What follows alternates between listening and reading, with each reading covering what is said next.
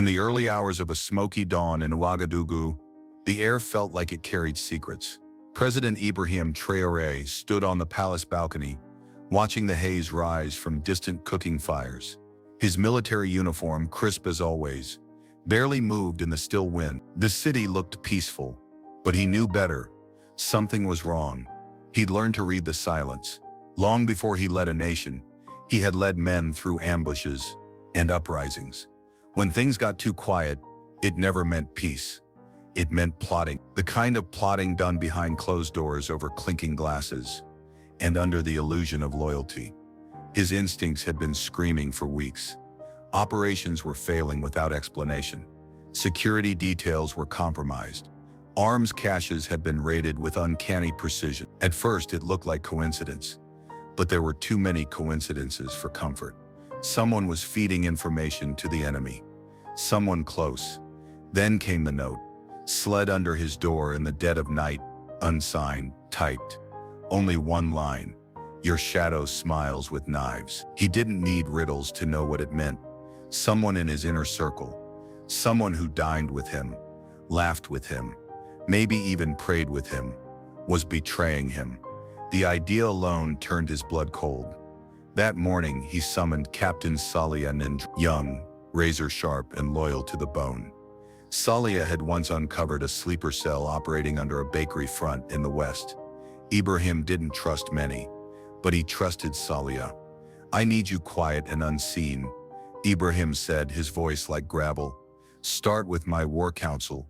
No arrest, just watch, listen. Yes, sir, Traoré replied, already alert. Within 48 hours, patterns emerged. Meetings that should have been closed had unknown visitors. Messages scheduled to go through military channels were rerouted strangely. But it wasn't enough for a name. Until the map went missing. A detailed, top-secret military map outlining troop movements in the northern sector. Locked in the Red Vault. Only 5 people had access.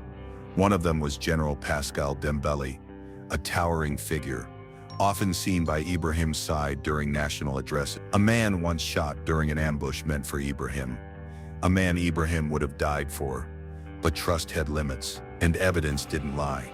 Traoré installed surveillance in Dembele's office, tiny, silent, invisible. 3 nights later, the feed caught something. Dembele unlocking his safe, removing a folder. Minutes later, a visitor, civilian clothes, French accent. No name on record. A handshake, then the folder passed hands. The room's mic caught it all. The president leaves for Kaya on Thursday. Dembele whispered, "That's your window." The betrayal was complete. Ibrahim sat in the situation room, eyes locked on the screen, replaying the scene. He didn't blink, didn't curse, just stared like a man looking through time. He was my brother, he said finally. I carried his blood on my hands. Captain Traoré said nothing. He understood. This wasn't just about intelligence leaks. It was about loyalty, about love turned into a weapon. The room felt heavier. We wait, Ibrahim said. We don't arrest him. We follow. For 3 days, Dembele acted like nothing had changed. He briefed the president on operation. He cracked jokes. He asked about Ibrahim's daughter's school performance, all while planning his death. Traoré's team tracked Dembele to a safe house on Rue d'Agna. Cameras caught 3 visitors over 2 nights. 1 Italian, 1 German, 1 whose face the AI couldn't identify, but all with briefcases, all leaving with folders. Then something new. A new name entered the mix. Lieutenant Kosi Mensah, the palace communications officer. He'd been routing presidential calls for over a year. Trusted, quiet, invisible. Traoré watched as Kosi delivered an encrypted drive to Dembele. When asked what it was, Kosi simply replied, instruction. At midnight, Ibrahim met with Traoré under the old watchtower behind the palace, just like the revolution days. We have them, Traoré said. Good, Ibrahim replied. Let's set the trap. The sun was setting over Ouagadougou, painting the palace walls in hues of deep amber and gold. Inside the situation room, the tension was electric. President Ibrahim Traoré stood with arms crossed, staring at the layout of the safe house projected on the wall. The time had come to strike. Tonight, he said. No uniforms, no sirens, only shadows. Captain Traoré and N'Dri nodded. I've assembled the team. All vetted, all silent. Ibrahim looked to the map. The target was a two-story structure disguised as a rehabilitation clinic. Nestled between a bakery and a hardware store, it was the last place anyone would expect foreign agents to hide. But intelligence was clear. The enemies weren't coming. They were already here. At 1:37 hours, the operation began. 3 unmarked black vehicles rolled silently through the capital. No headlights, no radios. Inside, soldiers dressed like civilians, armed with suppressed weapons and encrypted comms. Captain Traoré rode in the lead car, eyes focused, pulse steady. In the back seat sat Lieutenant Kassi Mensah, wrists bound, mouth taped, betrayal in his eyes. They had taken him hours earlier at the palace, just after he made a coded call to Dembele. He didn't resist. He knew the game was over. They brought him not as a prisoner but as bait. At the safe house, lights were off. A faint glow from the second-floor window was the only sign of life. From across the street, Ibrahim and Traoré watched through binoculars. Thermals show 3 inside. Traoré whispered, 4th one just arrived. Ibrahim's jaw tensed. That would be Dembele. They waited until the handoff began. From their vantage point, they saw shadows move, briefcases exchanged. A screen flickering with maps. That was the cue. Go, Ibrahim said. The strike was fast. A battering charge, doors smashed open. Inside, the agents didn't even have time to reach their weapons. The room was filled with screams, curses in multiple languages, and the cold steel of Burkina Faso rifles. Dembele stood in the corner, stunned. He didn't fight, didn't speak, until he saw Ibrahim walk in. The president stepped through the door with no armor, no escort, just steel in his gaze. The room fell silent. You? Dembele asked, his voice cracking. You, Ibrahim replied, voice like a hammer. You handed them our blood. Dembele looked down, but not in shame, in calculation. I saved us, he said calmly. You're too proud to admit what it cost to run this country. You sold us, Ibrahim growled. The world was going to take it anyway, Dembele hissed. I gave them what they were going to steal. In return, I bought us peace. Peace, Ibrahim echoed. There's no peace bought with betrayal. With that, Dembele was removed, silent and shackled. 3 foreign agents followed, 2 with diplomatic passports, 1 with none at all. Their names didn't matter anymore. Their mission had failed. Back at the palace, Dembele was taken to a soundproof holding room, deep beneath the Ministry of Internal Security. The air down there was cold, dry, final. The next morning, Ibrahim called an emergency council. There were only 6 men in the room. None knew why they were there, only that the president had summoned them personally. He placed a single folder on the table. Inside, photos, surveillance transcripts, payment records, audio clips, all from the last 6 months, all pointing to General Pascal Dembele and his network. I brought you here, Ibrahim began, because every one of you fought beside me, because you bled for this flag. Now you'll help me protect it. He opened the floor. The reactions were mixed. Shock, anger. One man cried, but no one denied the evidence. Ibrahim's eyes swept across the table. Dembele is not the end. He's the key. There are more and I want them. That's when Captain Traoré brought in the second piece.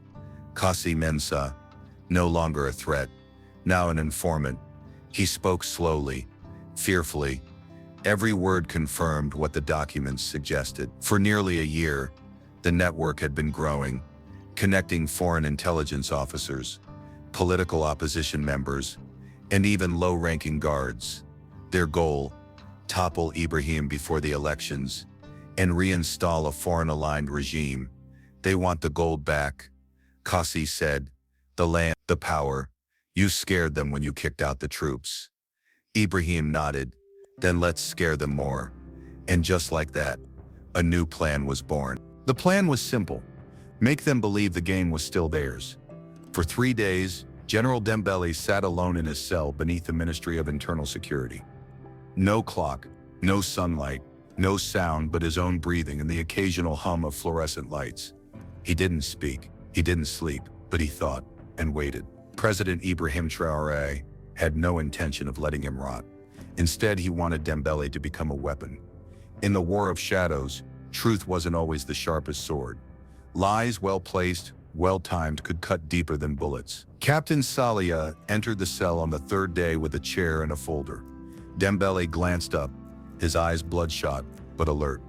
"We're not here for revenge," Salia said. "We're here to win." Dembele chuckled softly. "You already have me. What more do you need?" "We need your pipeline," Salia replied. "You don't matter to them now. You're just a burned piece. But if they think you're still in play, we can use that." Dembele looked at the folder. Inside were photographs, his meetings, the money, the briefcase. Next to them were stills of foreign agents now detained. "Ibrahim doesn't want a public trial," Salia said. "He wants the real network. Every node, every fund, every whisper." Dembele said nothing. Then quietly, "I want a deal," Salia nodded. "Talk first." So he talked. By nightfall, the operation had a name, Falcon Nest. And at the center of the operation was a diplomat named Victor Ellis, currently stationed at the French Cultural Mission. Clean on paper, affable in public, fluent in 5 languages, and a ghost after midnight. Dembele described the system. Ellis ran the core. He coordinated logistics, laundered funds through NGO projects, and distributed assignments using courier drops disguised as consular pouches. His most valuable recruit, a man named Sergeant Im Diallo, embedded deep in the intelligence division. Diallo had access to encryption keys, satellite feeds, and internal counterintelligence reports. He was invisible because he had never been caught making a mistake. Until now. At midnight, Sergeant Diallo was brought into a secure black site and placed under observation. He didn't know he had been compromised. Not yet. The next morning, a fake report was seeded into the system. A fabricated military convoy scheduled to pass through the Kamanjari province, carrying experimental tech from Russia.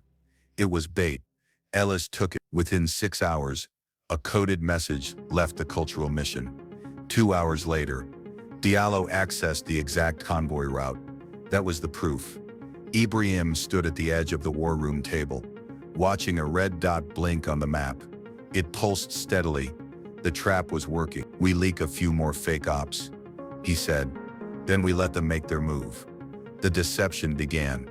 Over the next 4 days, Ibrahim's team fed the Ellis network false information. Fake arms deals, non-existent troop withdrawals, staged fuel shortages. Diallo acted like clockwork, delivering every piece to Ellis. Every message was tracked, every delivery logged. The agents had no idea they were being led through a maze of smoke and mirrors. But it wasn't enough to trap them. Ibrahim wanted to expose them. He needed one more push, something that couldn't be denied. A confession in action. That night, Dembele suggested something bold. "Let me meet Ellis again," he said. "He won't trust anyone else." Ibrahim stared at him for a long moment. "If you try to flip this," Dembele raised his hand. "I've seen the end. I know which side I'm on now." Against Salia's instincts, the plan was approved. They wired Dembele with a nano mic, implanted a signal tracker under his skin, and assigned a sniper team to cover every rooftop around the meeting site, an abandoned train station east of the city. The time 22,000 hours. One night, one move, one troop. The abandoned train station looked like a graveyard of rusted steel and forgotten promises. Cracked windows stared down like hollow eyes. Rats scurried through weeds growing between the rails. To anyone else, it was a relic of a lost era. But tonight, it was a battlefield made of silence. At 21:58, General Dembele stepped out of the black car, his coat pulled tight against the wind. He looked around, not just with his eyes, but with a soldier's instinct. Everything about him screamed calm, but beneath that still surface, his heart was pounding like a war drum. His mic was live. "We have audio," whispered a voice in Captain Salia's earpiece. Salia crouched with his team in an abandoned signal tower, sniper rifles trained on every possible entrance. On a rooftop 300 meters away, a second team monitored radio frequency. President Ibrahim Traoré, wrapped in a civilian jacket, stood in a darkened van listening to every breath. At 22:01, Victor Ellis arrived. No escort, no armor, just him in a charcoal gray coat, a briefcase in hand, and the kind of confidence that only men with deep protection could wear. He walked like a diplomat, but his eyes, sharp, predatory, belonged to something colder. "Pascal," he greeted. "You're late. Had to be careful," Dembele replied, voice steady. Ellis set the briefcase on a rusted bench. "They're nervous in Paris. They want results." Dembele nodded. "And they'll get them." He pulled out a folder full of fake documents. Ibrahim's team had spent 3 nights forging military deployments, fuel maps, and a speech Ibrahim would allegedly give at an open-air rally in Kaya. Ellis flipped through it slowly. "This better be accurate." "It's real," Dembele said. Ellis paused, watching him. "They say you were caught." Dembele didn't flinch. "They say a lot of things. And Kasi?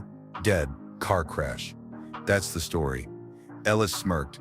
"Convenient." The tension in the air thickened. A gust of wind rattled a loose metal sheet overhead.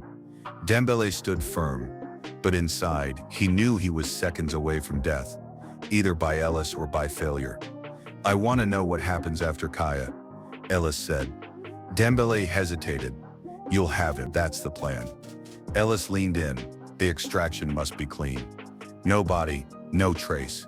We want him gone before the elections. And if you can't do it, we have someone inside who can."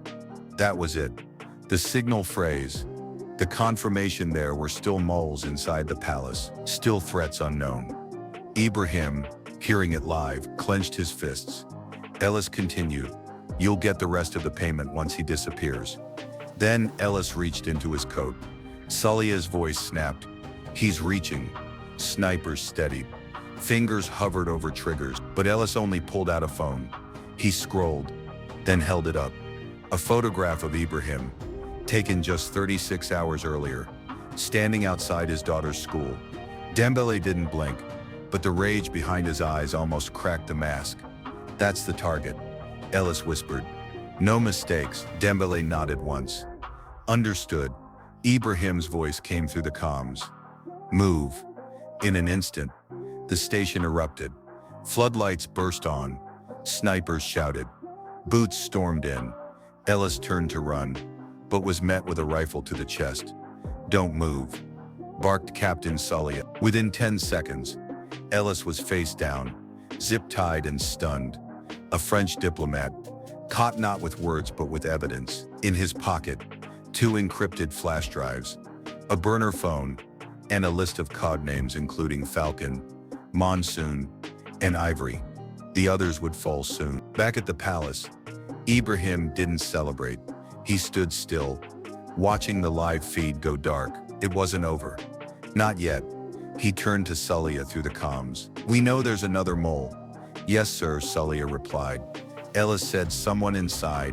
We flushed them out." By morning, teams raided 3 locations. In a luxury villa outside Ouaga, they arrested a woman posing as a trade advisor, actually a covert handler working for foreign interests. In the countryside, a low-level officer was caught trying to flee with a satellite radio and $40,000 in cash. But the last one, the final traitor, was still hiding. Ibrahim walked alone that evening to the rooftop of Koziam Palace. The sky was heavy with clouds, but he could see far beyond the markets, the streets, the schools, the pain. One more snake, one more shadow, and the war would be complete. The palace felt colder than usual. President Ibrahim Traoré walked slowly through the marble halls of Koziam, flanked by silence. He had spent most of his life on battlefields, open ones with guns and dust. But the war he faced now was different. It didn't shout, it whispered, and it always came from the places closest to the heart. There was still one more traitor. Ellis had confirmed it. Someone inside, someone with access, precision, and patience. But who? Ibrahim had already narrowed the list to 4 names. 4 men and women he had once trusted like blood. They were loyal, brave, and tested. Or so he had thought. Now one of them was preparing to finish what Ellis had failed to do. Captain Salia entered the room carrying a thin file. We've run facial, phone, and access logs. One anomaly, he said, handing the file over. Her name is Major Amira Tamba. Ibrahim frowned. Ibrahim frowned. Ibrahim frowned. Ibrahim frowned. Ibrahim frowned. Ibrahim Silayib sombered him during the border conflicts in the east. Saved lives. Took a bullet for a civilian boy. She was now overseeing logistics for the presidential security convoy. A position of complete access. She's clean on every audit, Salia added. But one transmission left the palace an hour before the Kaya rally was announced. A transmission only Amira had clearance to send.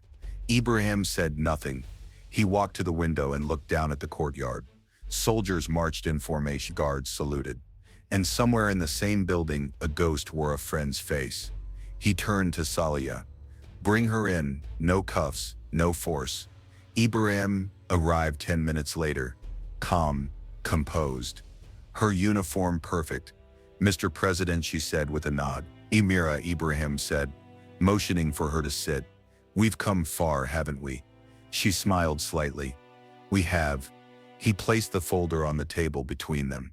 You know what this is. Her eyes flicked to it, then back to him. I have an idea. He studied her. You saved my life once. She looked away. And now you believe I'm trying to end it. There was no anger in her voice. No fear either. Not you, Ibrahim said, but someone you became. Silence settled between them like fog. I never wanted it to be like this, Amira whispered. But the day you took the gold from their hands, they called me. At first it was just talk, then money, then promises. I thought, if I played both sides, maybe I could protect something. And what did they promise you? She looked him in the eye. To let us live, to leave us something. Ibrahim leaned back. They never leave anything. They only take. Tears welled in her eyes. I didn't know who to protect anymore. I do, he said firmly. The people. Then his tone changed. And now you'll help protect them too. She looked up, confused. You'll send one final message to their handlers. He said, tell them you've prepared a new extraction window. We'll be waiting.